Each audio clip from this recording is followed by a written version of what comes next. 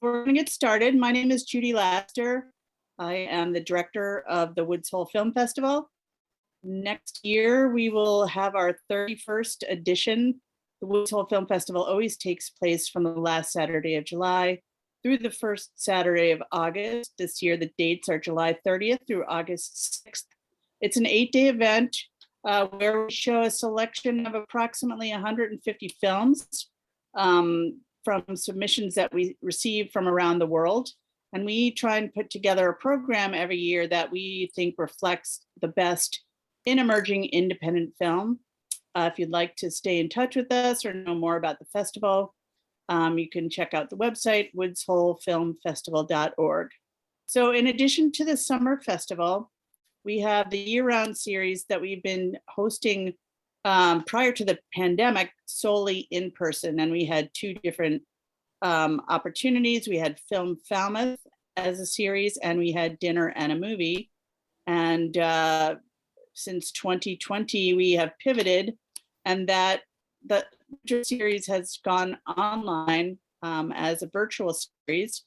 This year, we're very excited because we have some great films that we're really pleased to present, some of which were at the festival, the 30th festival last summer, and some of which are films that we're curating from other films that we think that people in our audience would like to see. So for this Q&A session, we have the filmmakers and the producers and the editor of the film Soy Cubana, which we showed initially a few years ago as a short film. And then the filmmakers went and actually made a feature film about it. And it was at the festival last summer. So what we're going to do is we're going to chat for a little while among ourselves. If you have questions, please don't hesitate to put them in the Q&A, and we will certainly get to them. As this is a webinar, we won't be actually having you participate in person, but your questions will certainly be put forward, and please participate because this is a great opportunity to chat with these folks. So why don't we start sort of Brady Bunch style. We'll go to the person right below me, Jeremy Unger, who is co-director. Jeremy, why don't you tell us a little about yourself and how you came to this project? Hi, yeah, well, thank you so much for having us. It really means a lot to be here, especially having premiered our short at Woods Hole all those years ago, back in 2016 or 17. I'm a filmmaker, and until Soy Cubana, my background was specifically in narrative film. And then Robin, our producer, approached me with a little video that she'd taken on a trip to Cuba in 2014 of the Vocal Vitas performing in the chapel in Santiago, where they perform a lot in the film. And Robin has always loved documentary film and believed that there was the possibility for a documentary here. And instantly listening to them, I knew there was something incredibly captivating and that you kind of couldn't look away from about just their dynamic and, of course, their incredible sound. And then after seeing that video, I approached Ivilo, who was a high school friend of mine, and I also knew an incredible DP. And I thought that the two of us could direct a piece, go down there, and really kind of very hands-on. And that was how the short began. And then kind of through circumstances, the Vitas came to the US, and we just sort of knew we had to take the chance to film them. Thank you. So we'll go to my left. Robin, if you want to introduce yourself and talk about your role as a producer, not just on this film, but other films that you're working on as well. Okay, yeah. And again, Judy, thank you so much. I was privileged to actually go to the festival both times with the short and with the feature last August. And I just want to say the festival Woods Hole is incredible, nurturing. You meet lots of wonderful people and just so well run. And again, I thank you and John for inviting us to have this screening because it's really exciting and special. So I am the producer on Soy Cubana. I went to Cuba in 2014, as Jeremy mentioned, went to this chapel in a big fortress, El Morro, in Santiago de Cuba, where a lot of tourists don't often get, and especially back in 2014, because cruise ships weren't going in there at that time, and it's a 16-hour bus ride to get there. So I just felt like, wow, I am in this chapel, I am hearing this a cappella quartet, which just everybody that, you know, in our group, which was small, I think there were 8 or 10 of us in that chapel, we were blown away by the sound. And I thought, this is just too good not to share. As Jeremy said, I used my cell phone to just film a little bit of it, and kind of the rest is history. We ended up going back just like 6 months later. The ball really moved quickly, and we shot the short all in Santiago de Cuba and Havana.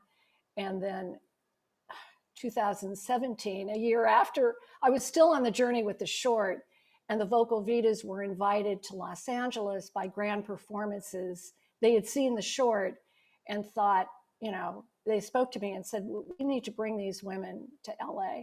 So that's how all of this really came about. It was sort of, you know, in a way, a big surprise.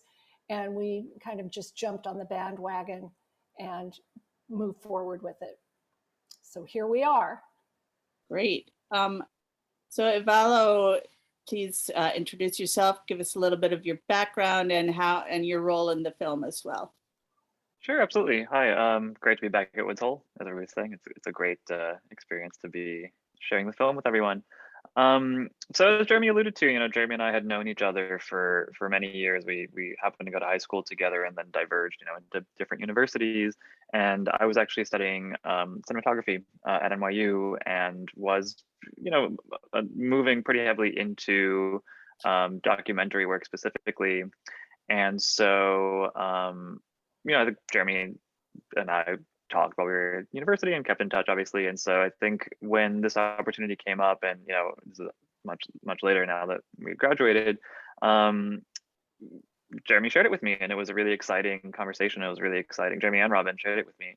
And I think the other thing that was particularly exciting is among the many sort of like elements of studying documentary, I had actually studied in Cuba as part of my study abroad. I'd spent a semester in Havana. And so they approached me with this project, and as Robin said, like, it was just this very quick, fiery idea of like, this is amazing. These women are fantastic. They're so unique. How do we show this? How do we make a documentary about this? And we ended up going down to make the short, really like the least sure I've ever been about like what we were going to go do, is from like a documentary film standpoint, and just on the faith of like knowing that this music was powerful enough to carry something, whether it be a recording or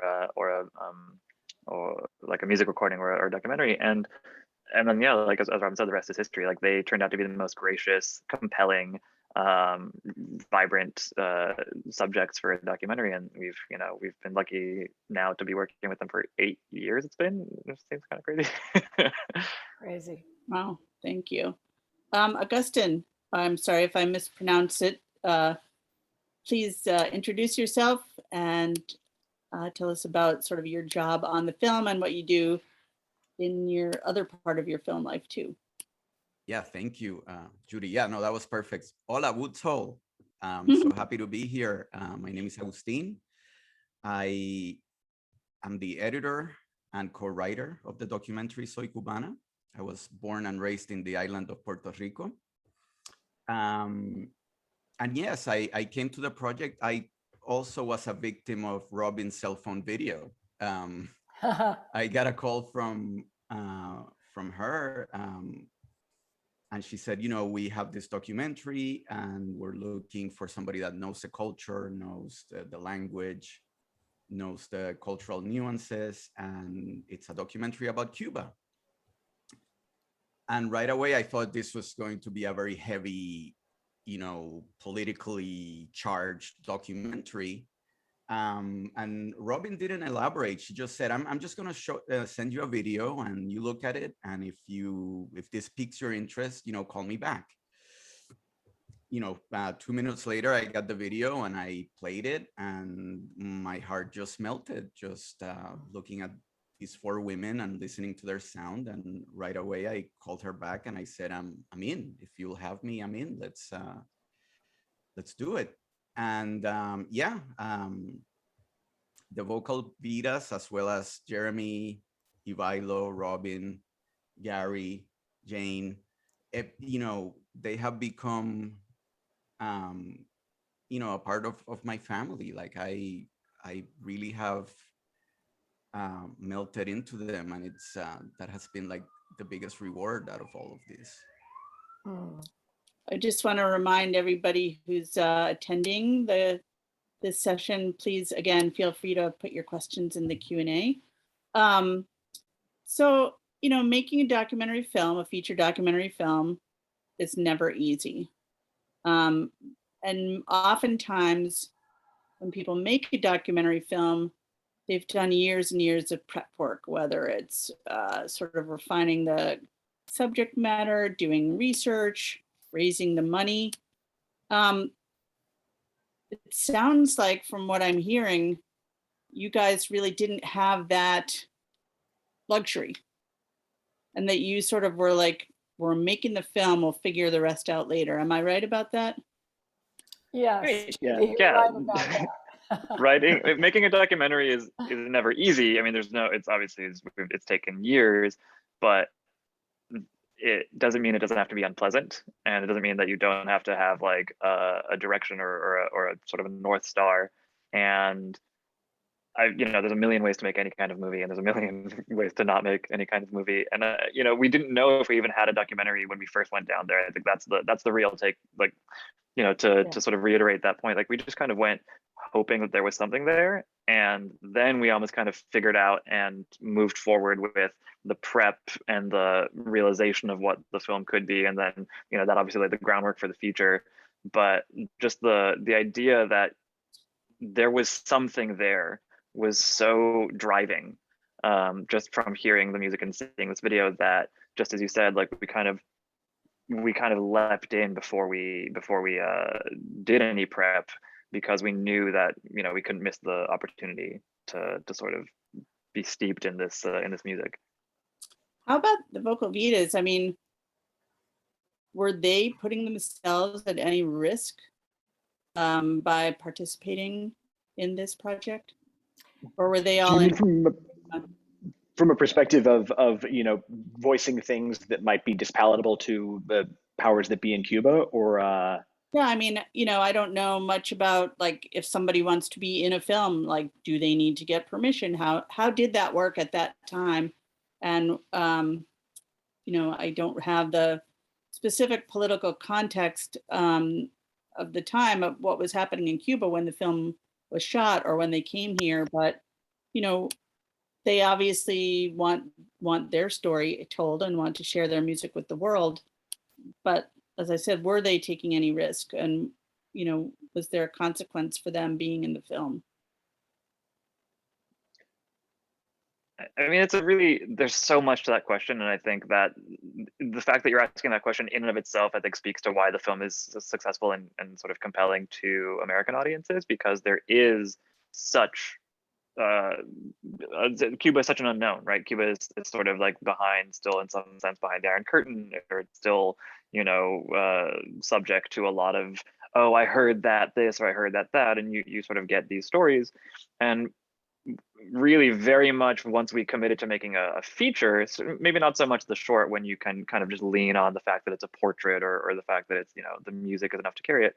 Once we committed to making the feature, we knew that the primary audience of this movie would be Americans, and that they would have questions like that, and we needed to find a way to even make that a part of the context of telling their story. So there's so much more to your question than I think like is we can get into like the politics of Cuba and stuff, but I think ultimately at the end of the day, we wanted to show the experience of specific people, not Cubans with a capital C, but these 4 specific people, and what their specific lives were like and what their specific views would be. And I think in that vantage point, through that vantage point, there is no risk on their part, because they're portraying themselves quite truthfully and quite honestly, or in their homeland. I think too, you know, if we go back a tiny bit to the short, just to kind of give you a little backstory. I of course didn't know them, and when I talked to the guide who was from Santiago de Cuba on that first trip, which was one of the, you know, people-to-people cultural exchange trips, he said, you know, I know the Vocal Vitas, or my wife knows one of the Vocal Vitas very well. They're best friends, and I can connect you with her because my wife is a doctor and she has the internet. Because there's all, you know, there, especially at that time, there was really a problem with communication and internet. You didn't have that kind of thing, the ability there. But because he could connect me with them, it was kind of like, I thought, well, maybe I should just try. I did. And their first comment was, well, you know, this is fantastic, but we just wonder.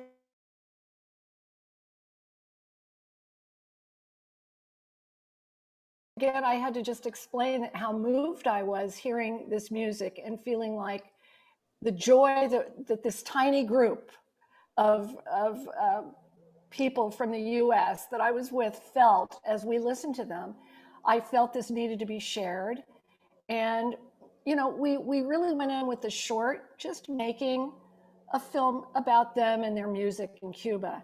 And I think based on what happened during the short, which was very non-political and it was just we really had a great time with them.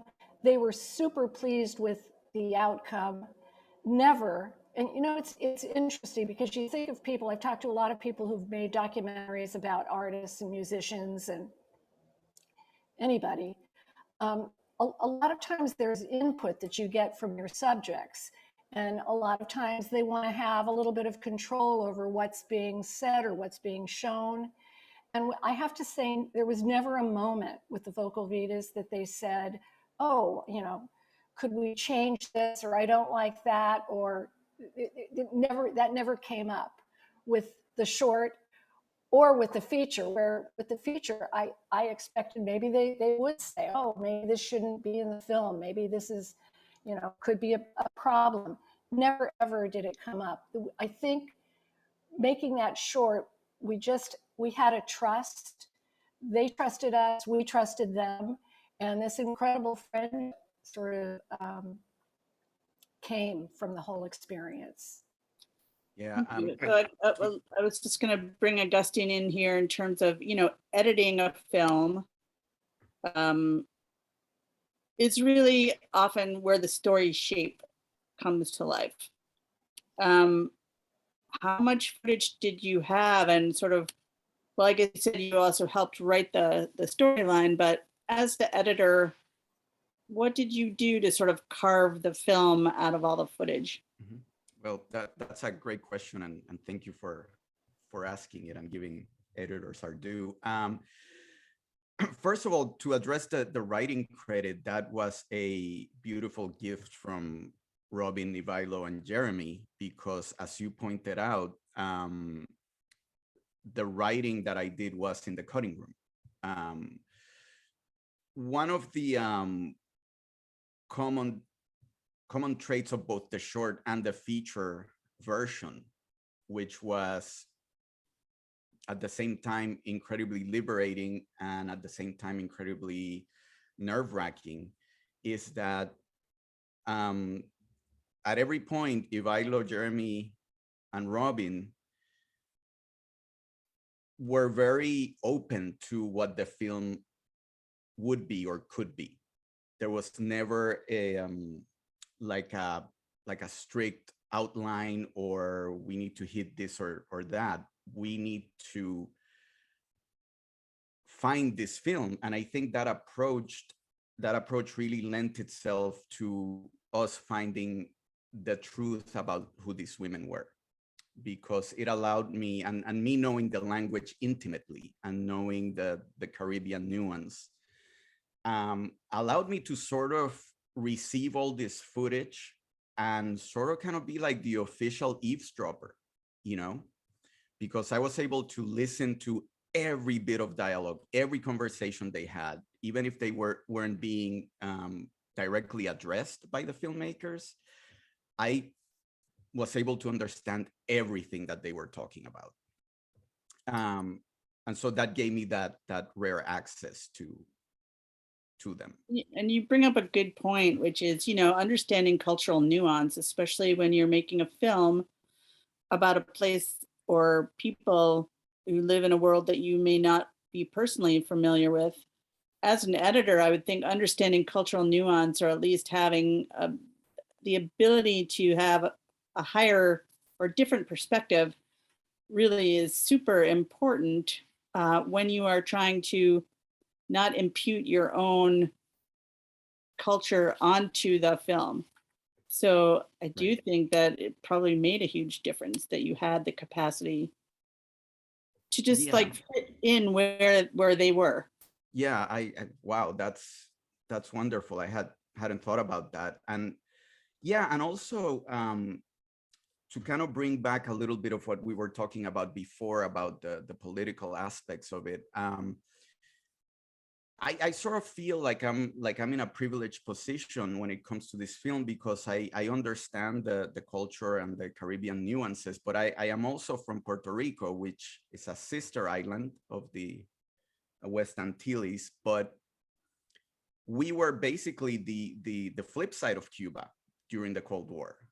We are a US Commonwealth. We were the shining example of capitalism in the Caribbean. And growing up in the island, we were very much taught to fear and be weary of Cuba. Cuba was the boogeyman. You know, if it was the boogeyman for the United States 90 miles away, it was even more of a boogeyman for us, like even closer.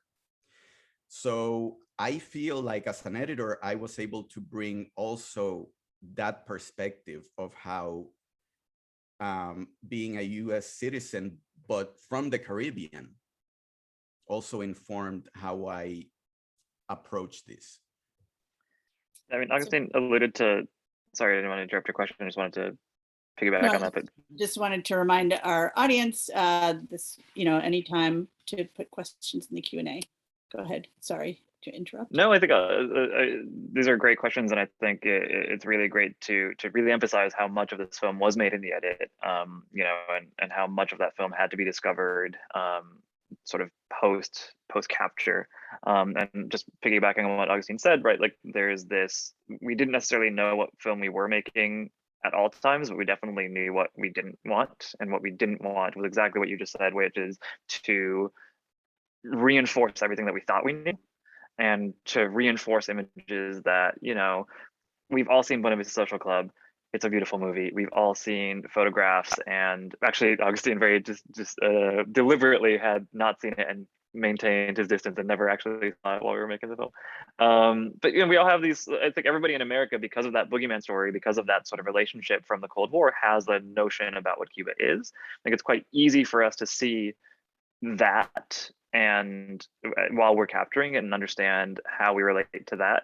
And Jeremy and I, and Jeremy was really good about this as well, we were quite deliberate about making sure that we were open to the ability for the subjects to speak for themselves. And then again, being just so blessed to find Augustine and having somebody who's had that like idiomatic relationship to the language and that cultural relationship to the place, allowed the openness to sort of be a driving force, and not like not this feeling of being unmoored. Like the openness was really what led us to find the core thrust of the film, which is that there was interchange and commonality through music in between these cultures, which had traditionally been sort of placed as kind of boogeyman, I guess, as Augustine was saying, like against each other, right? And I, you know, I want to just on the topic of openness. I think that there's something as I've been listening to my collaborators talk right now.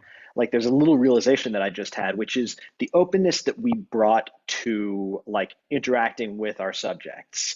and that we received from them in terms of like being very trusting, as Robin said, and all of that sort of stuff, was also kind of like mirrored in our process of like how we made the film itself, from how we shot and recorded to the way we collaborated, and with sitting in the edit for long periods of time with Augustine, Augustine working and sending us stuff, and I feel that kind of almost more than any other collaboration I've had in this film, the kind of Augustine, Evilo, Robin, and myself, I feel are all really represented in the tone of the film. And just as the Vitas are on screen, there's something about like each of our worldviews that's kind of found its way into the heart of this movie. Yeah, you can really see that. And that doesn't always happen in every film. We do have a question from one of our participants. So Corey asks, very early on, you guys established an audio cue of the vocal Vitas clapping that appeared several times throughout the film. What was the inspiration behind that? And how early on did you have the idea of utilizing that cue and sound design to contribute to the narrative? The film was excellent, by the way. Well, thank you. It's from the short, right? I think probably Augustine, you're probably the one who came up with that. It's been so long, but it does date back to the short. And I think what's beautiful about that piece, and thank you, Corey, for catching that makes me extremely proud that you caught that and that resonated with you. Yeah, and I think I first came up with that for the short as a way to transition us into Santiago and getting into the film. But then I think you guys sort of ran with it in the feature film version, where because we had more time and because we have more narrative beats, you guys came up with that as a way to have consonants and kind of like the repeating stanzas in a poem, like we use it as a device to move back and forth. So yeah, it's an evolution of something that started very simply in the short film and then evolved to something more kind of more nuanced in the feature film version. I remember this conversation that I had with Jeremy one time. I don't know if you remember it, but I said I loved working on these projects with you guys because working with the three of you is like playing jazz,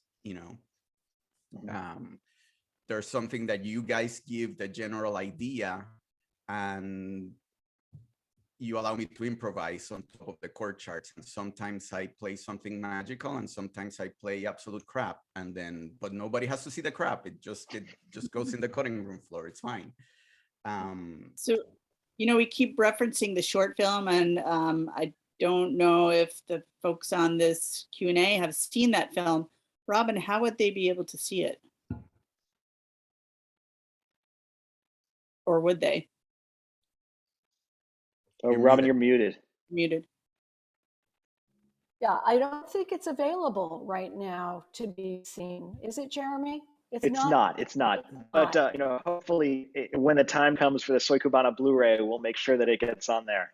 Yeah. Usually, this pandemic has just really put a kibosh on it because normally we'd be hanging out after the film festival and then you'd buy us a drink and we just, you'd convince us to give you a link or something. Exactly. Yeah. So yeah, let's sort of get a little bit, and just reminder everyone, if you have questions, please put it in the Q&A. The pandemic has has changed everybody's plans, especially in the independent film world.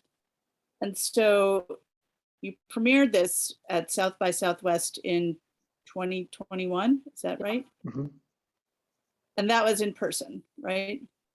No, that was, it's like if you had asked what would be the dream festival to premiere this feature at, that it would be a music and film festival. And we were like, yes, that would be great. And then they were like, it's not in person, it's online.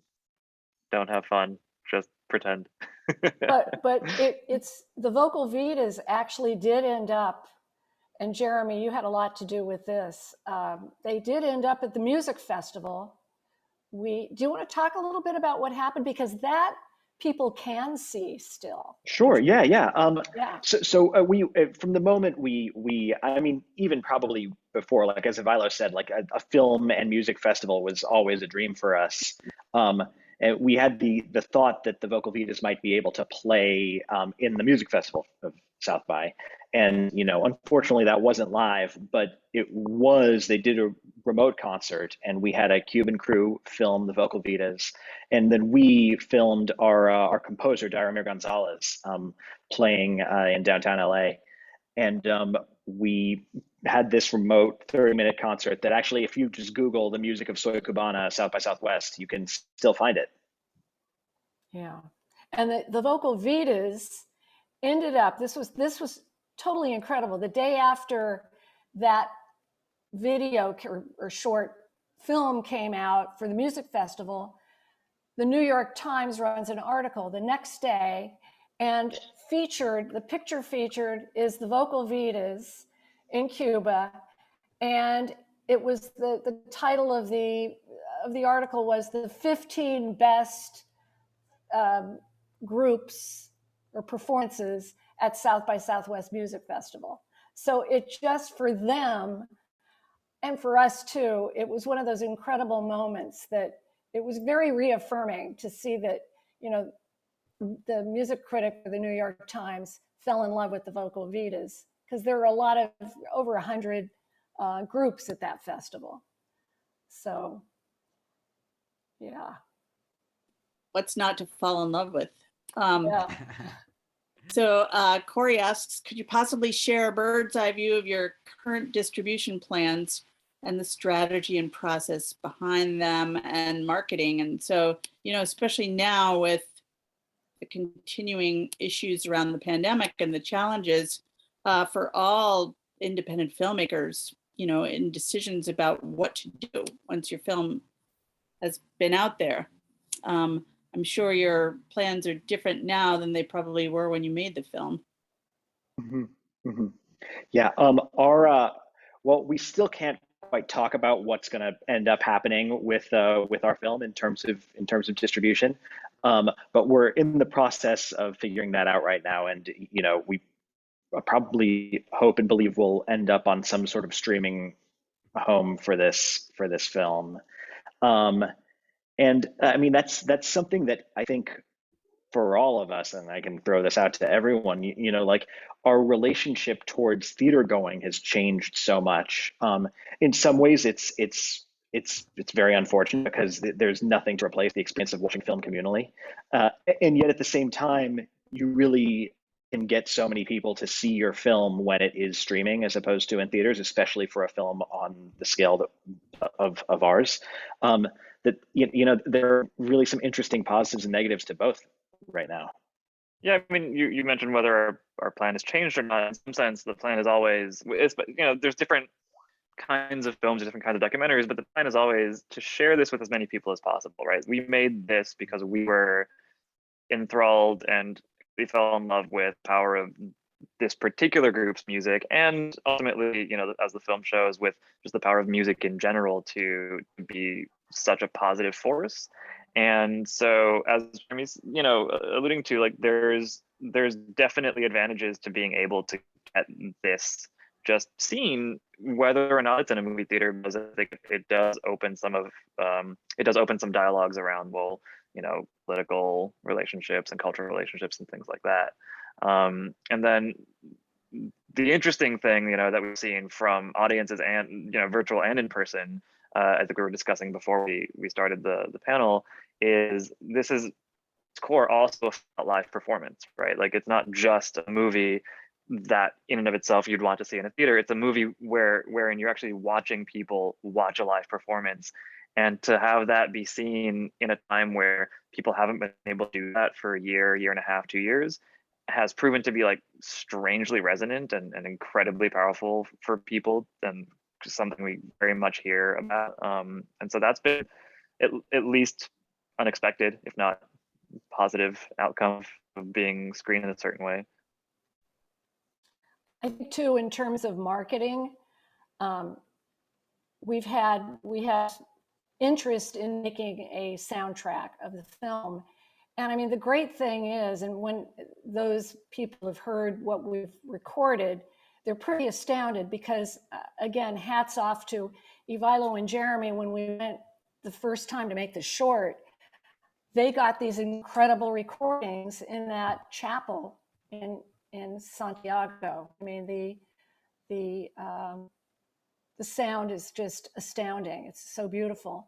And then again, I think the live recordings that we got they performed in 5 venues in LA during their journey to the United States.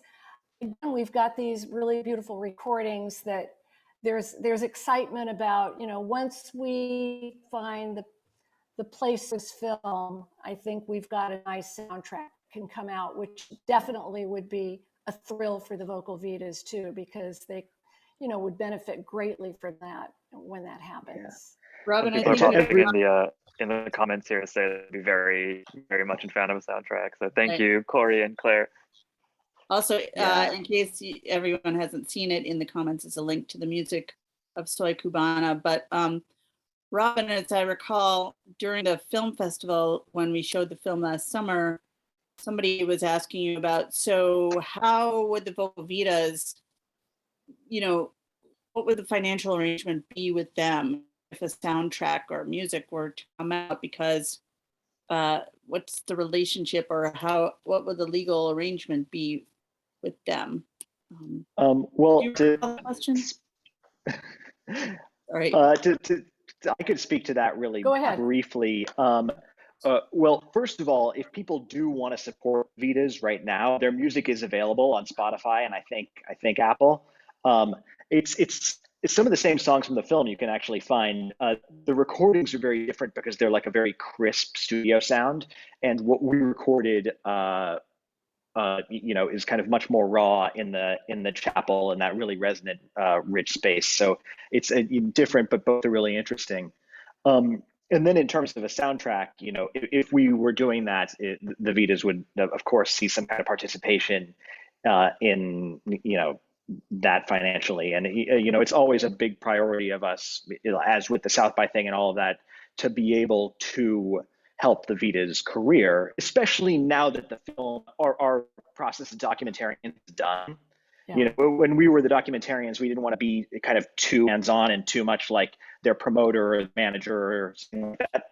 But now that it's done, it really does mean a lot to us to be able to, be supportive to both getting their music out there and hopefully increasing their success where possible. Yeah.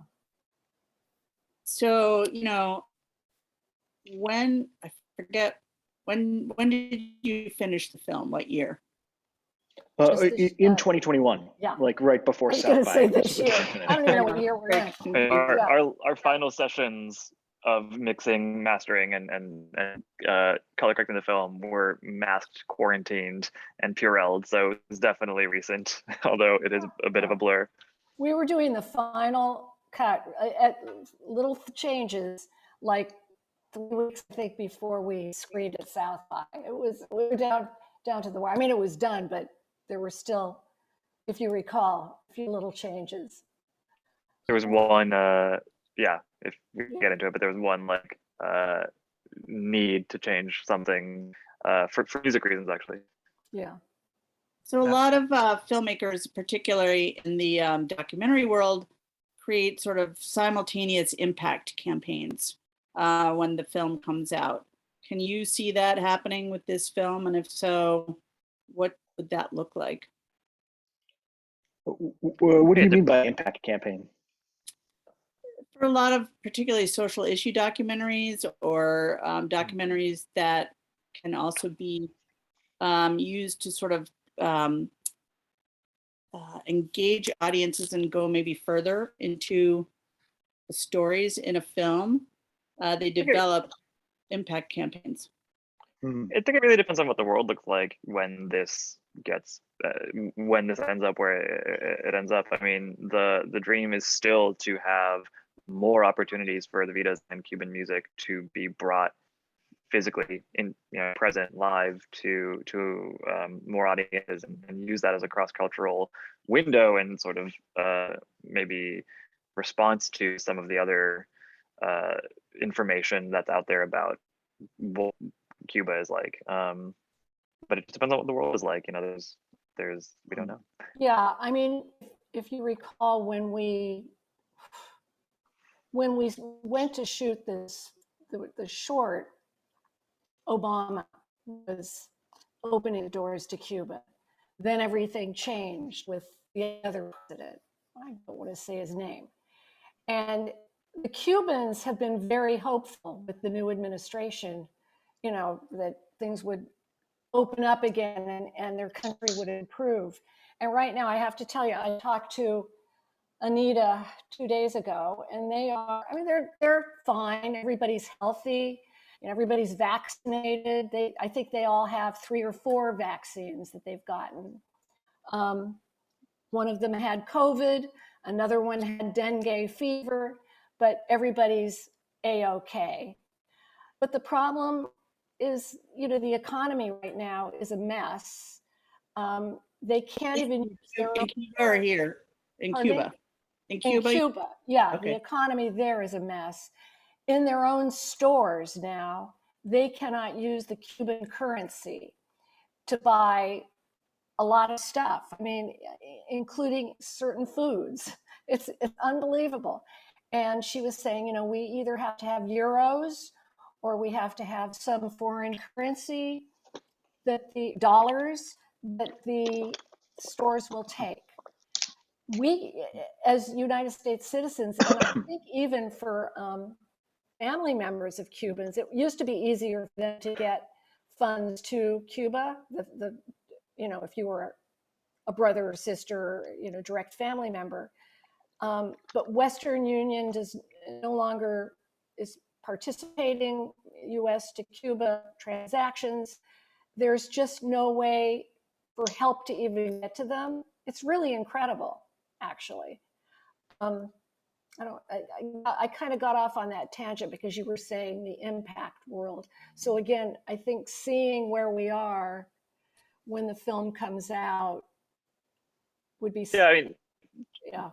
Just to bring that back in towards the question, I think that something that I think all of us very strongly believe in, and I definitely don't want to put words in everyone's mouth, but is that we tend to think about Cuba as like a monolithic entity, but it's full of people. It's full of real people that are leading real lives that have, as Robin is describing, have to deal with some pretty hard conditions sometimes, and also have a spectrum of experience and nuance to who they are as a cultural people. And I think that in whatever way that we can use the film as a platform or as at least kind of like a Trojan horse to get people to address these more nuanced portrayals, more nuanced information about what's going on in Cuba, I think you could definitely see how there might be some opportunities there to build action or impact. But it's just so up in the air with the political situation, with the pandemic situation, and with us not being able yet to disclose and know where what the role of this film could be. So we could dream about what those opportunities are, but we don't have anything concrete yet. So there's a few questions from Claire, I think mostly to Robin, around some of the issues you spoke about earlier. You can either address them or answer in the chat, but we have about 5 more minutes. So if people have questions, this would be a good time to put them in the Q&A. So in terms of music films, I think this is for Augustine. When you're shaping the film itself, how do you pick which music you're going to put in the film? Thank you. Another great question. With the amount of material that I got, and I think for the feature, we had over 40 to 60 hours of footage. And how long is the film? More? Like how much? The final total was 80. 80. Okay. And so the film is 90 minutes, right? Or something around 80. 80. Yeah. 1 hour per minute. 1 hour per minute. Yeah. 60-to-1 ratio. So, you know, when it's funny when you look at concert films and at films that are done with resources and all that stuff about, you know, live performances, usually what doesn't get disclosed is that usually that one performance has been shot over 5 nights with 13 different cameras, and then you pick, you know, you have that luxury of picking the best moments and piecing it all together. Here we had, obviously, you know, at most when for grand performances, we had what, 3-4 cameras at the most, and we only had one shot at it. So the technique that I used, and I came up with this technique, was that luckily in Latin music tends to be kind of repetitive because a lot of it is meant for dancing rather than listening. So what I would do is, in order to maximize the coverage that I really didn't have in real time, I would throw the entire song, and let's say the song was like 3 minutes long. I would then edit it down to at least half of that length. And everything that I would cut out in order to make like a shortened edit of the song, I would then repurpose as coverage. So I would have more angles and more choices. And I would usually do that either with a repeated chorus or a repeated musical break. And that way I was able to shape the songs and give them more of a production value when we shot it pretty bare bones. There was also, just to chime in, there was a real, like, long, one of the kind of the probably most important parts of our collaboration back and forth was landing on what the songs were going to be and how many ended up in the film. Because I don't know how many we filmed, probably 30 or 40 songs during the course of the thing, and it became really like a delicate dance to do both what we wanted represented in terms of, you know, cultural representation of the different types of music they have, emotional impact of where they should fall, and then also just like how much we felt like would really serve the film best. Like there was a cut before we finished that was maybe 110 minutes long or something like that. It had a lot of songs, and I think we decided that it was better to leave people wanting a little bit more. There was definitely, like there was a very definite too much of a good thing factor. I mean, like you'd think that the initial impulse would be like, show people as much music as possible because it's incredible, and it is. But if that's all that you're hammering people over the head with, then it all loses impact. And it actually, that 110-minute cut that we had, it just felt like a drag at certain parts of it. And even cutting the songs down is a fairly controversial approach to a music documentary, but in the context of a film about everything around the songs as well, I mean, it was a brilliant insight by Augie, for sure. Yeah, and the other thing to that point that's very important as far as the choice of songs, because now I'm getting recall about that process, is that at one point, one of my guiding principles when I cut a documentary is that I will screen every last frame of footage shot, okay? Because you never know where you're gonna find the crux of, the fulcrum of the film, especially on a film like this where we didn't really know what it was. And for me, that became the sequence at LACMA, where they go to do the backing vocals, and everybody, they tear the sky off of LA with their performance, and that was like in the reality of the timeline and of the dates that they were going to perform, that was kind of like a throwaway sequence. So they're just gonna go do some backing vocals, And my initial impulse was like, maybe I can skip over that and not screen it. But I didn't. And I looked at it and I even assembled it and put it together. And so when I showed it to Jeremy, Vilo, Robin, and Gary, they were like, oh my gosh, this is it. This is what the film is about.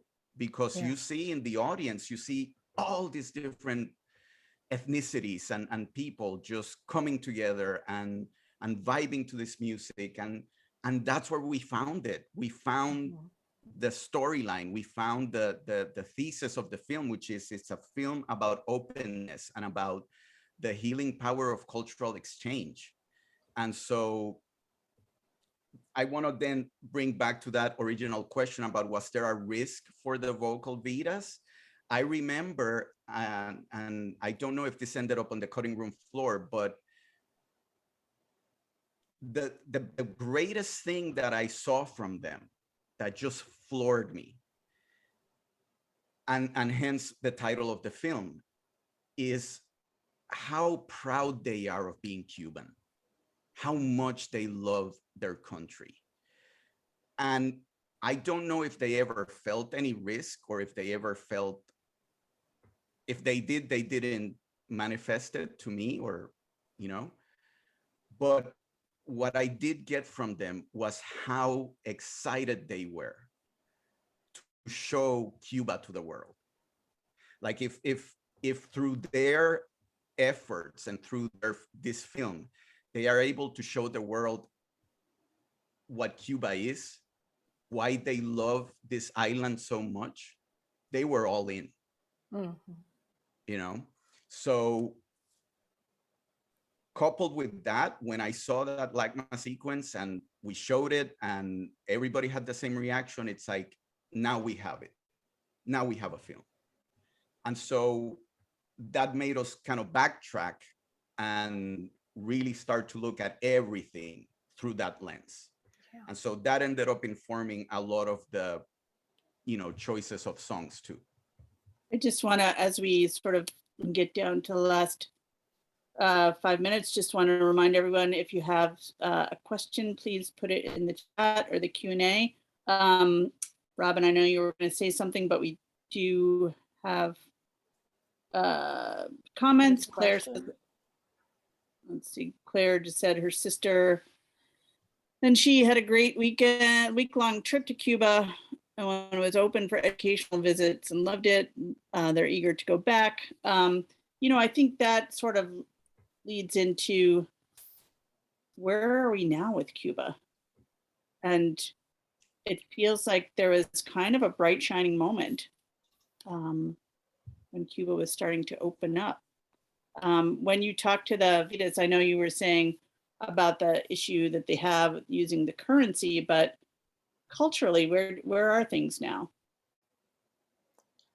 Well, I think, if I could chime in, I think the two issues, of one, the kind of like reinstated embargo, and two, the effects of COVID, are kind of very inextricably linked. They were already feeling, so much of a lot of Cubans' livelihood, but the Vitas really specifically has to do with tourism. And the removal of U.S. tourists from the equation definitely had a really negative economic impact.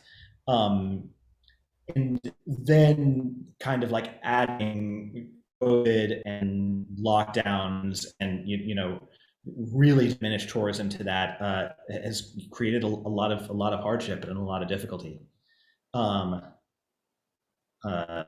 that, yeah, you also want to pick up on that? Well, I think the Vitas, Anita said to me the other day, we're ready to come back when things open. I mean, that is really in the back of their minds, that things are going to work out between our countries and things will improve again. Right now, there isn't a lot of tourism coming in. The cruises all, of course, that stopped. And even because of COVID, of course, even the Europeans and the Canadians who were able to go in with ease, for them, it really wasn't a mystery to go to Cuba. but all of that has kind of stopped. So they're just kind of waiting patiently, and they're very optimistic. These people are so resilient and always, I mean, it sounds like a cliche, but we now have WhatsApp, so that's exciting because we can see each other. And they're just all smiling and happy, and how are you doing? And we're okay here. I have great news, because guess what? I got a chicken yesterday, and it was the first chicken we've had in a month. I mean, it's astounding. But I have to say, during this pandemic for us, when the toilet paper wasn't available, or you'd go in the market, the store was bare, and I guess it's happening again now. I would think of the Cubans, and I would think, because we would go into those markets and we would see there was nothing on the shelves. Like, what are you going to buy? This was before the pandemic. It's really a different world there. And they're, as I say, they're very optimistic. And she says, we're ready to come back when you're ready to have us. That's their dream, to perform, not to stay, to do another performance, or come to Woods Hole, come to Boston. Right. Come to Woods Hole. Right. Well, as we close out, sort of for each of you, when you make a documentary film, you don't just make it and put it on a shelf, right? Or at least most people don't. Hopefully not. How has this film changed your guys' lives, or has it? Well, for me, it definitely has. I'm a speech pathologist with brain injured people, and this was my first delving into making of a documentary film with Soy Cubana. And then you earlier mentioned I should talk a little bit about my other film, which is As We Are, which also came out and premiered at Woods Hole the year before, and it's still just finally finishing its journey in festivals. It's a 25-minute documentary about musicians on the autism spectrum, as you know. So yeah, my life has kind of changed in that way, but I still have my day job, and I have practice, and I still see a few patients every week, and I love that. But clearly, would love to continue producing documentaries as they might come up. And I'm just hoping. Yeah. I mean, Robin got a knack for it, for sure. I have a bit of a selfish answer, which is that I think I've alluded a number of times to just like the power of film for audiences, to sort of expose people to different things that they might not be exposed to, or different people, different places. But that is like a fraction of the richness of experience of making that documentary, and just to have had the fortune to make this film with this group of people, with the Vocal Vitas, and to be able to take basically as much time as we wanted to make it. It's an incredibly life-changing experience. It's one of the richest experiences I've ever had. It's sort of this is kind of like my goal, is to always have such a level of engagement, if possible. And this, it's not always the way that the world works. And to very selfishly be able to relish the process and the friendship and the collaboration has been an incredibly formative experience. Yeah, I mean, I could go on, but that's like certainly a milestone for me. There was something Augustine said earlier about us feeling like family now. And I kind of like melted a little bit when he said that. I don't know if that was clear on screen, but that part of it is really, really true. I mean, Robin and I are family. She's my mom. But working with Vilo and Augie so intimately over such an extended period of time, in what really, was all along a labor of love. We had to be cutting this on the weekends, and all of us had other things that, we had to do, our day jobs and work and life and all that sort of stuff. And this was something that throughout, from 2015 until now, we periodically come together to work on this film, and then to share and talk about this film. And being able to do that with this group of people, and develop that sort of like, new family of collaborators was, really, really a joy for me. Yeah. Yeah, for me, it's obviously everything that has been alluded to. So I don't want to repeat. For me, it's also, and I always need to emphasize this. We are extremely lucky to have you, Robin, because Ivailo, Jeremy, and I are the first 50% of the equation of like building the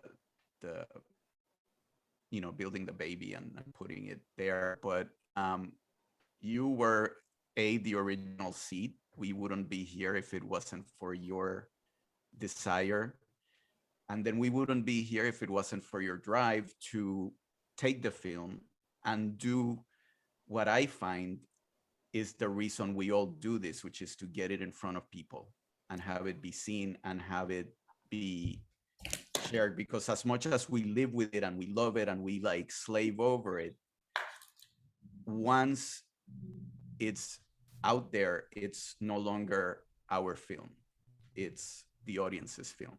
And you have, if you weren't doing everything that you do, the movie would not have the life that it's been having, so Let the Well, journey continue, right? yes. Yeah. And I will say, I think I speak for the audience, your passion toward this project really shows in the final film. And I think, obviously the music, the film speaks for itself, but you as the filmmakers, your relationship to it really comes through loudly and clearly. So thank you for making it. Thank you for being with us tonight. I'm sure there's, lots of things we could continue to talk about. Audience, thank you for being here. And we hope that we will see you at our next screening, the weekend of the 22nd of January. We're showing a film, Small Town, Wisconsin. And yeah, we just love doing this. We love having our filmmakers come back. The Woods Hole Film Festival is about great films and great filmmakers. So thank you, everyone, and have a wonderful evening. Bye-bye. Thank you for having us. Judy. Bye. Bye.